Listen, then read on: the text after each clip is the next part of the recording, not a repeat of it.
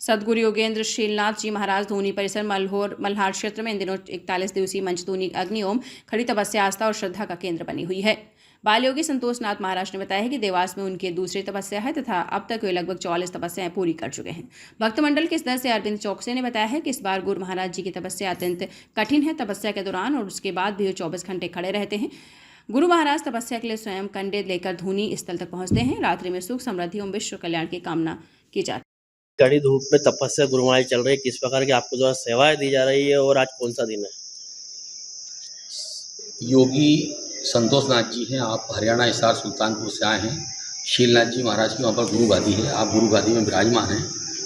संतोष नाथ जी ने पिछले वर्ष भी यहाँ पर कड़ी तपस्या की थी, वो पंचधूनी तपस्या की थी, लेकिन इस बार 2 तपस्या कर रहे हैं।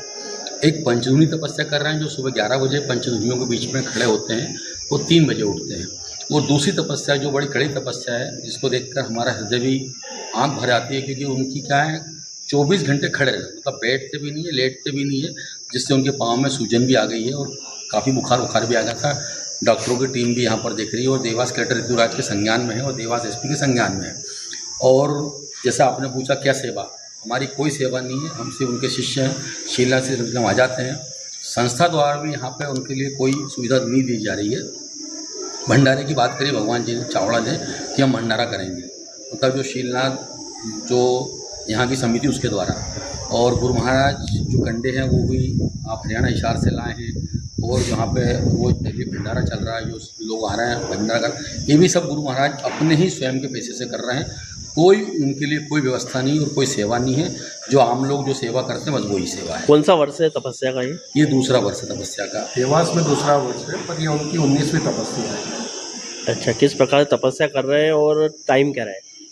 सुबह 11 बजे चालू होती है, दोपहर को 2:15 तक कंटिन्यू चलती है। उसके बाद फिर गुरु जी क्या महाराज फिर यहाँ पे कंटिन्यू खड़े रहते हैं पूरे 24 घंटे। दर्शन के लिए आ रहे हैं वक्त दिन भर? काफ़ी दूर दूर से लोग आ रहे हैं, उनके दर्शन लाभ ले रहे हैं। कब तक चलेगी तपस्या है?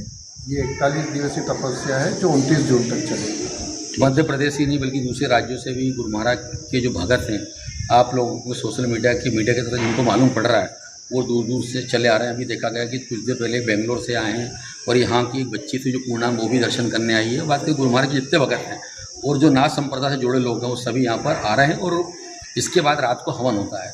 ये जो धूनी माता है यहाँ पे गुरु महाराज करीब 1000 कुंटल से भी अधिक हवन सामग्री और मिर्ची, लाल मिर्ची और हल्दी का हवन होता है। और निजरत शुरू दिन से चालू हुआ है, वो 41 दिन तक चलेगा।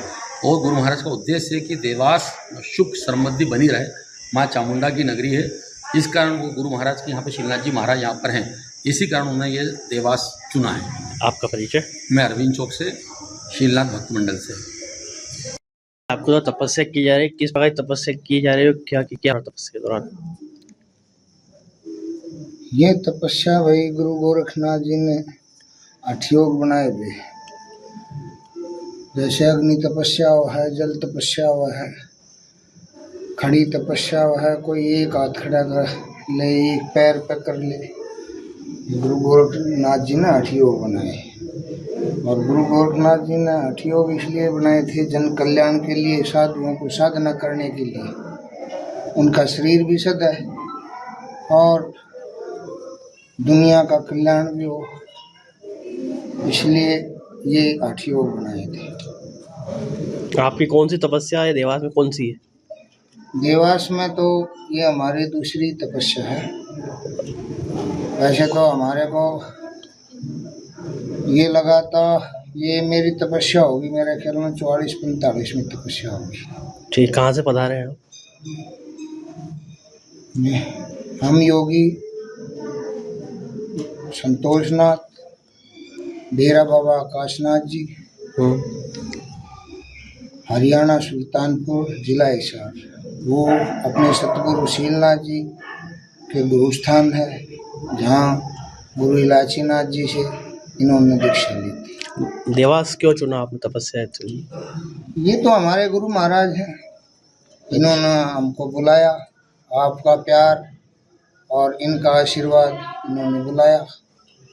और यहाँ मान ले देखो, चाहे कोई कुछ भी कह ले, काफ़ी साल हो गए गुरु महाराज को जीवित समाधि लिए हुए।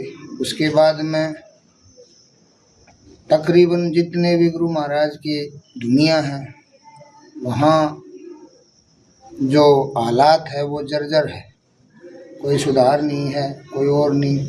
हमने भी ये सोचा कि गुरु महाराज ने इतना कुछ किया तो हम भी उनके चरणों में आकर थोड़ा प्रयास करें, अब उनका नाम जैसा दुनिया में है वैसा ही यहाँ उनके स्थानों पर मेले लगें।